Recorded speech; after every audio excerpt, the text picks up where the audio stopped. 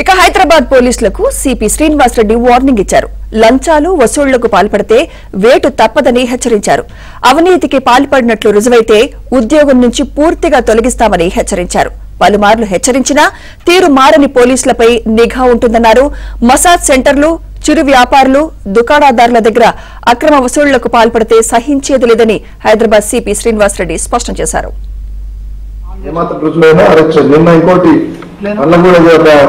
ఒక ఇది pan shop నుంచి డబ్బులు తీసుకుని క్లియర్ గా డేటా దొరికాడు. I just suspended and will see that such people are weeded out. Suspension చేసి చేయకుండా డిపార్ట్మెంట్స్ తొలగించే ప్రయత్నం చేస్తాం. ఎందుకంటే ఇందులో చెప్తున్నా కూడా ఇంకా మార్పు అర్థం ఇంత భయం భక్తి రెండు లేకపోతే అటువంటి వాళ్ళు డిపార్ట్మెంట్ మీ మధురా నగర్ కూడా నేను చూస్తాను. నా దృష్టికి వచ్చి I go to details and will take.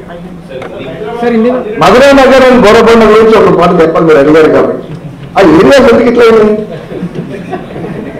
నేను అదే అంటాను. మధురా నగర్ మిస్టరీ అని అంటే ప్రజలు పనిచేసి పోలీసులు కూడా పనిచేసుకుంటే మొత్తం దేశంలో ఉంటాయి బాగా అయింది. ఇప్పుడు మధురా నగర్ కూడా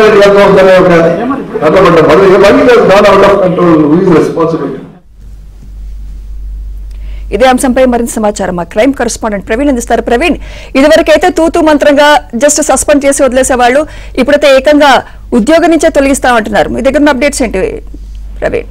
హైదరాబాద్ సిపి కొత్తకోట శ్రీనివాస్ రెడ్డి చాలా హాట్ కామెంట్స్ చేశాడని చెప్పాలి. ఎందుకంటే హైదరాబాద్ పోలీసులను ఉద్దేశించి గత కొంతకాలంగా అవినీతి ఆరోపణలు రావడం జరిగింది. అవినీతికి పాల్పడుతున్నారనేటువంటి ఇన్పుట్స్ కూడా హైదరాబాద్ సిపికి రావడంతో హైదరాబాద్ సిపి ఒక కీలక నిర్ణయం తీసుకోవడం జరిగింది.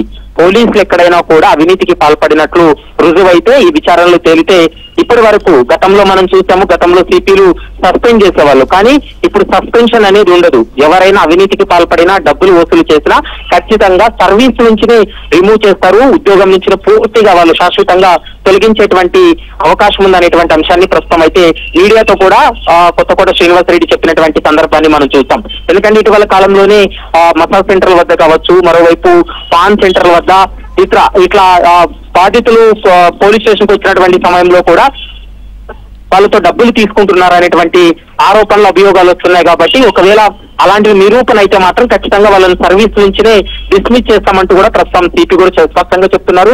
ముఖ్యంగా ఇటీవల కాలంలో ఏసీబీ అధికారులు కూడా ఈ అవినీతి అధికారుల పైన నిఘా పెట్టడం, వారిని రెడ్ హ్యాండెడ్ గా పట్టుకుంటున్నటువంటి నేపథ్యంలో హైదరాబాద్ సిపి చాలా సీరియస్ గానే పరిగణలోకి తీసుకోవడం జరిగింది. కానిస్టేబుల్స్ సైతం వసూలుకు పాల్పడుతున్నారు అనేటువంటి సమాచారంతో ఈ నిర్ణయం తీసుకున్నారు. ఇక నుంచి ఎవరు అవినీతికి పాల్పడి దొరికినా ఖచ్చితంగా వాళ్ళు సర్వీస్ నుంచి కూడా రిమూవ్ చేస్తామంటూ కూడా హెచ్చరించినటువంటి పరిస్థితి కనపడుతుంది. Sumitra, right. Thank you Praveen.